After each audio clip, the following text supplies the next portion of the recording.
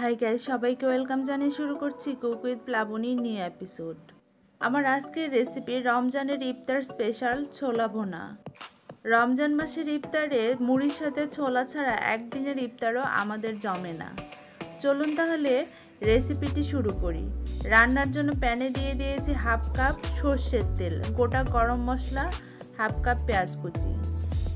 পেঁয়াজটাকে ব্রাউন করে ভাজার পর দিয়ে দিচ্ছি 1 টিস্পুন হলুদ গুঁড়া, 1 টিস্পুন মরিচ গুঁড়া, 1 টিস্পুন ধনিয়া গুঁড়া, 1 টিস্পুন জিরা গুঁড়া।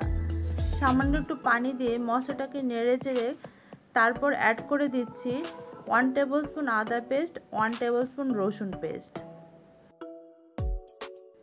আর সর্ষের তেল দিয়ে রান্নাটা করাতে স্বাদের ভিন্নতা আসবে এবং মুড়ি দিয়ে মেখে খেতে ভালো লাগবে। অ্যাড করে দিলাম 1 টেবিলস্পুন লবণ,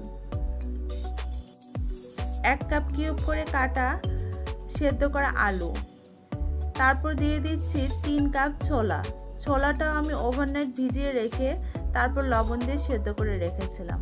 ঢাকনা দিয়ে ঢেকে 5-6 মিনিট রান্না করে নিলাম। এখন দিয়ে দিয়েছি 1 টিস্পুন গরম মশলা পাউডার।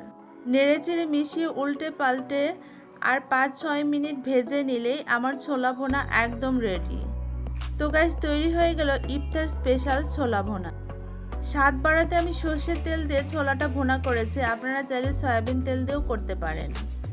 আর তেলের পরিমাণটা আমি বেশি দিয়েছি কারণ মুড়ি মাখার সময় এক্সট্রা কোনো তেল নেওয়ার দরকার হবে না। সবাই ভালো থাকবেন, সুস্থ থাকবেন, বাই বাই।